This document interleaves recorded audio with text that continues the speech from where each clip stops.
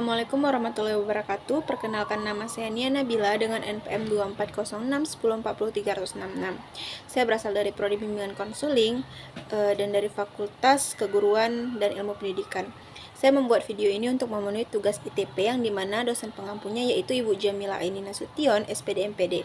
Di dalam video ini saya akan menjelaskan hasil ITP saya di bagian profil kelompok, 8 butir tertinggi, 8 butir terendah, dan profil individu.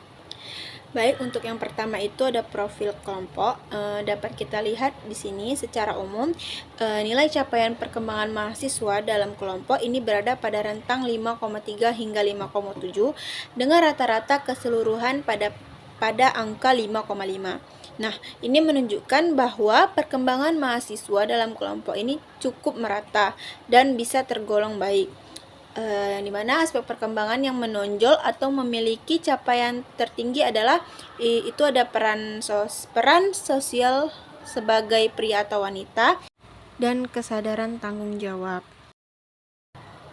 Keduanya dengan nilai rata-rata yaitu 5,7. Sedangkan aspek dengan capaian terendah terdapat pada kematangan intelektual yaitu masing-masing memperoleh nilai 5,3. Nah, jadi dapat disimpulkan bahwa mahasiswa dalam kelompok ini telah menunjukkan perkembangan yang cukup baik pada sebagian besar aspek.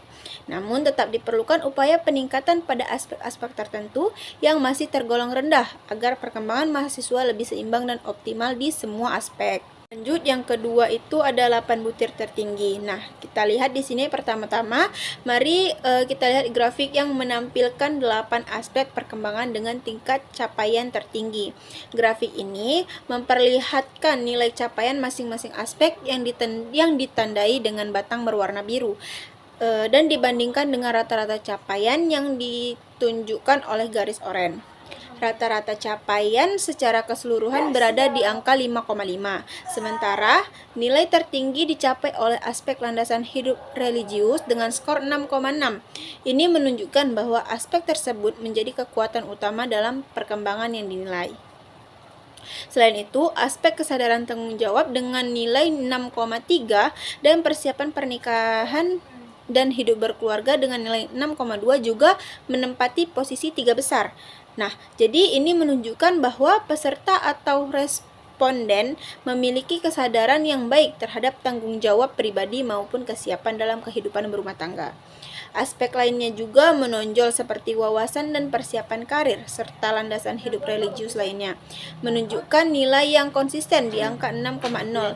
Ini memperkuat gambaran bahwa nilai-nilai religius dan kesadaran pribadi merupakan pondasi yang cukup kuat dalam perkembangan individu yang dinilai dari aspek tersebut. Kalau tadi udah 8 butir tertinggi, selanjutnya itu ada 8 butir terendah. Nah, berdasarkan hasil analisis yang udah kita analisis tadi, terdapat tingkat capaian aspek perkembangan peserta didik diperoleh 8 butir dengan capaian terendah yang ditampilkan dalam bentuk grafik batang. Grafik ini menunjukkan bahwa terdapat sejumlah aspek yang masih berada di bawah rata-rata capaian yang ditetapkan, yaitu capaian yang ditetapkan itu ada 5,5. 8 aspek yang dimaksud itu ada kematangan intelektual, landasan perilaku etis, kemandirian perilaku ekonomis, kematangan hubungan dengan teman sebaya, landasan hidup religius, serta kesadaran tanggung jawab.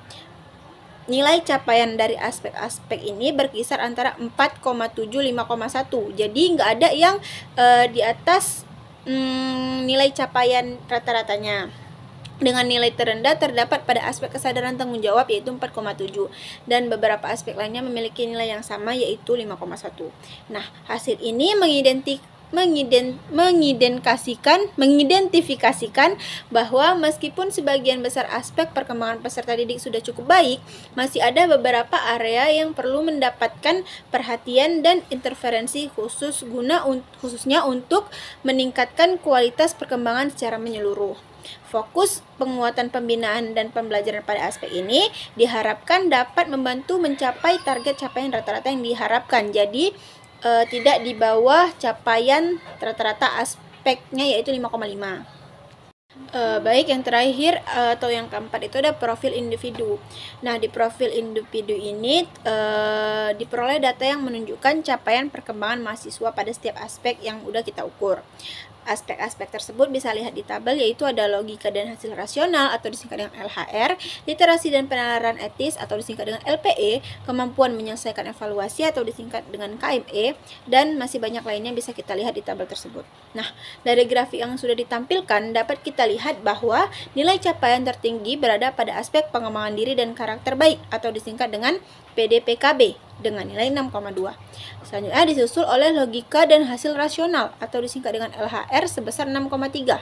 Sementara itu, nilai capaian terendah terdapat pada aspek pengambilan dan pembuatan keputusan atau disingkat dengan PDP dengan nilai 5,0. Nah, secara umum, rata-rata capaian perkembangan mahasiswa menunjukkan angka yang cukup stabil, yaitu berada pada kisaran 5,5 hingga 5,8 untuk semua aspek. Jadi, hal ini menunjukkan bahwa mahasiswa memiliki tingkat perkembangan yang relatif merata, meskipun masih terdapat beberapa aspek yang ditingkatkan, khususnya pada aspek pengambilan keputusan. Mungkin hanya itu yang dapat saya sampaikan. Lebih dan kurang saya mohon maaf. Wassalamualaikum warahmatullahi wabarakatuh.